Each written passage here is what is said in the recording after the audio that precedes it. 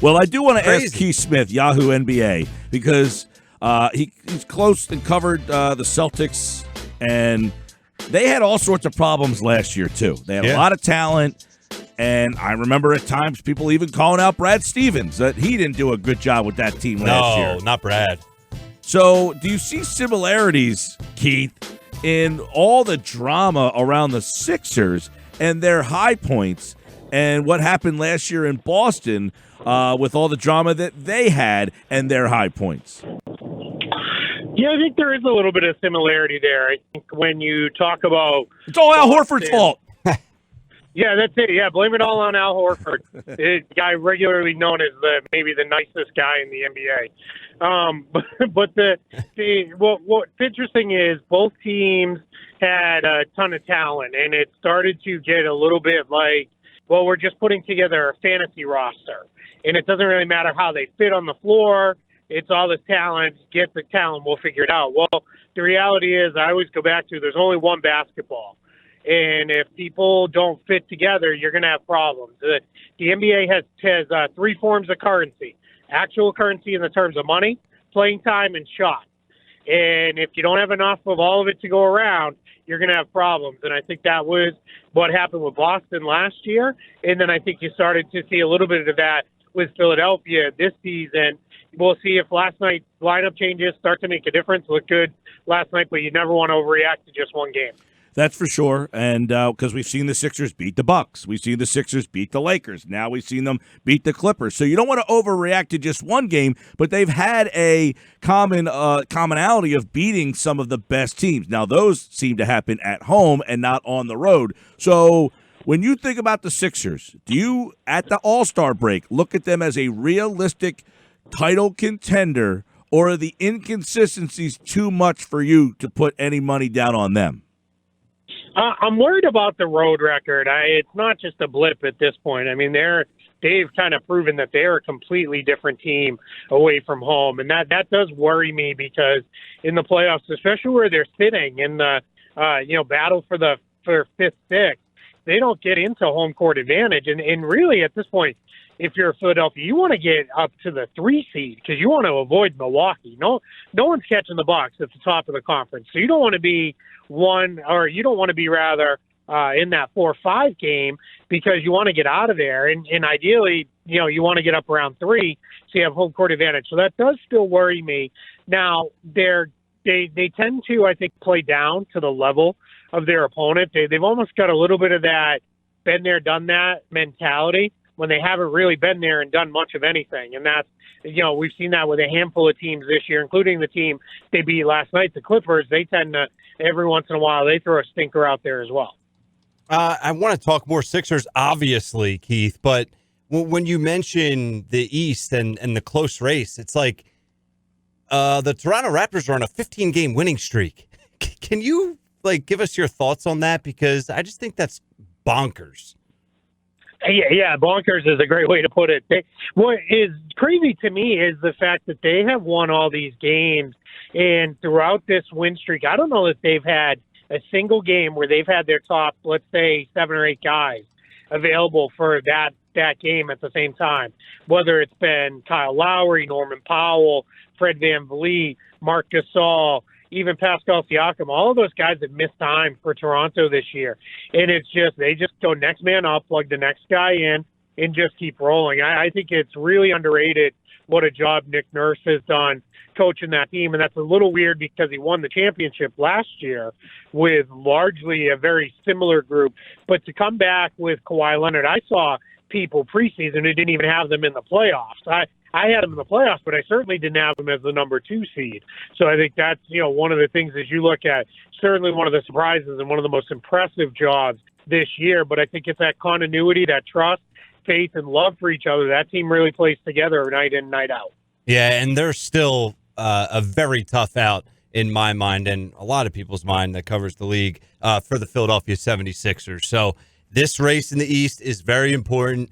And, last night, Ben Simmons, triple-double, 26 points, 22 shot attempts. I think that's the number that a lot of fans and people in this area are looking at. But for me, it's Josh Richardson. He had 17 of his 21 points in the fourth quarter. Brett Brown decided to put the ball in his hands late, used Ben as the screener often. So what is the importance of Richardson down the stretch for the Sixers? He's absolutely huge. He is their second best guy who can attack off the dribble, and that's enormous, especially late in games when you see NBA teams, especially against a team like the Clippers that can lock in defensively. You got to be able to create offense without just running to your pet stuff. You have to be able to go to guys who can create on their own, and Richardson can do that, and he's different from Simmons because he has that threat of a shot. He's got a really good mid-range pull-up. And, where Simmons, you can lay back a little bit. You can kind of protect because he's not going to pull from anywhere outside the paint. So, but with Richardson, he does have that. He's got the size. He's going to be able to get that shot off against just about anybody. And if you counter to try and switch it to put size on him, that's going to create a problem elsewhere for you on the floor. So he's enormously important to Philadelphia, and whatever they're going to do the rest of this year, he's going to be a big part of it. Keith Smith, Yahoo Sports, covers the NBA. And, of course, you mentioned the East and Toronto, but the East as a whole, it is right now, the Sixers have played 55 games. They are in the 5 seed.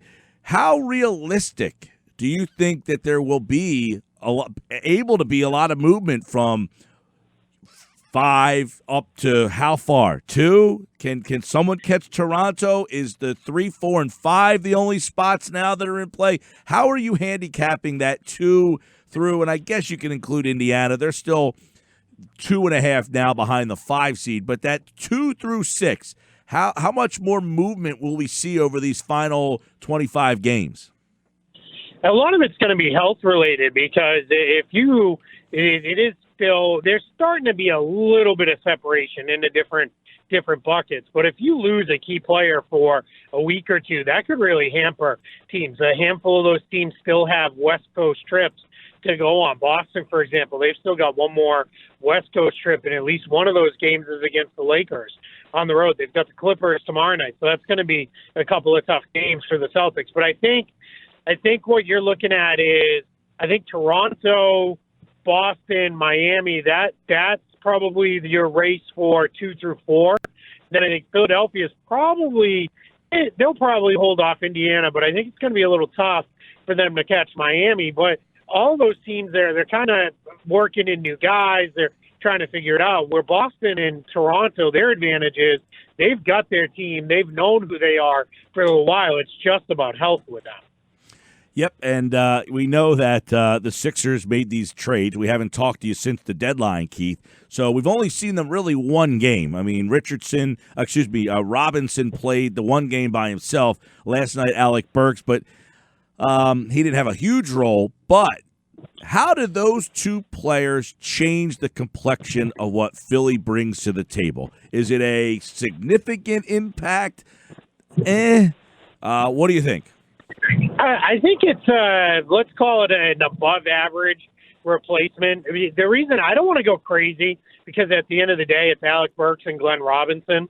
They were on minimum contracts for a reason. They're not known as great players. Philadelphia is the third team now to kind of talk themselves into Alec Burks being a major difference maker for them. But where it does matter is they're leaps and bounds better than anybody else that Philly was playing off that bench ahead of them. So that's where it makes a big difference. If you look at them, grand scheme of things across the league, you're kind of like, it's all right. I mean, it's nothing bad, but nothing great, nothing game-changing. But when you look at the guys that Philadelphia was bringing off the bench in place of those guys, or before those guys got there, I should say, that's where the difference really is. And I think that's what's going to really help them. Having another couple guys who can knock down shots and create a little bit of offense, that's never going to hurt you on a second unit.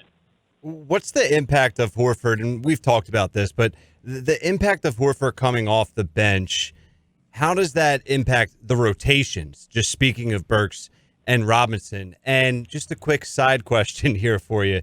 Do you feel like that, now that we've seen it last night, do you feel like this was the plan all along? Like to have Horford come off the bench in the postseason?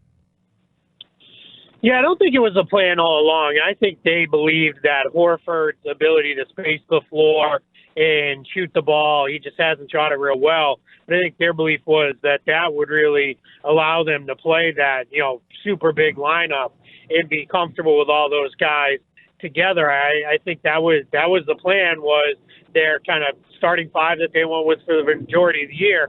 That would be it. Now, making the move, that's huge. And I know Horford, I'm reading between the lines a little, but getting to know him from his time with Boston, he's not overly thrilled with this. You can tell this is not what he signed there for. But I think he's also a team guy. He understands, all right, it wasn't working. It was bad for everybody. We got to figure something out to do things a little bit differently. But what it brings is it brings lineup balance. Now you don't have the spacing was better in the starting five. That's something that Furkan Korkmaz brings, is he's at least a guy you have to go out and guard around the arc. Richardson being there, another creator, that's big as well. Another guy who can knock down jumpers, that's huge. Now you really only have two, well, let's call it 1.5 non-shooters. Joel Embiid will shoot it, but he's not a great shooter, so that makes it all balanced. And then you have Horford can come in, really anchor that second unit and be the guy you throw the ball into and go get plays. I just think the overall plan was this was the plan in maybe partway through year 2, definitely year 3, year 4 of that contract versus being halfway through year 1.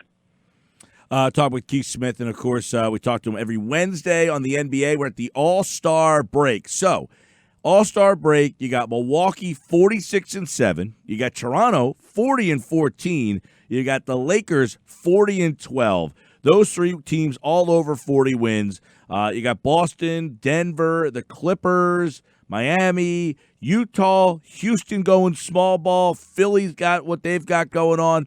How many legit title contenders at the All-Star break do you see? I think you've got at least 4 to 5 on each side of the bracket. Wow. In each conference. The reason I say that is, again, I think health and matchups is really going to matter this year. I think, if you're asking me to say who's the favorite, well, then it's the Bucks, Clippers, and Lakers. Those are the three teams that have shown the most, I think, throughout the balance of the season, that they can be the best teams when it matters. But I think matchup-wise, there are teams, Philadelphia, Boston, they can give to Milwaukee some trouble and have this year, and they have in the past as well. And then as you look in the Western Conference, I think the Lakers are very good, but they're so heavily dependent on LeBron James and Anthony Davis. Anthony Davis does not have the greatest track record health-wise. If he's having problems health-wise, you're looking at a guy who could be, really you could be in trouble as you get into the playoffs. All right, Keith Smith, of course, the NBA All-Star break. And when Keith is back, we will be getting ready to go into the second half of the season. The Sixers play the Brooklyn Nets next Thursday, and then they have the Bucks on that Saturday. So the second game out, Sixers, Bucks. And, of course, you can hear that game live right here on 97.3 ESPN. All right, Keith, take care, pal. Absolutely. Thanks, guys. I appreciate it. At Keith Smith NBA. Keith Smith, like all guests, appeared via the Boardwalk Honda hotline.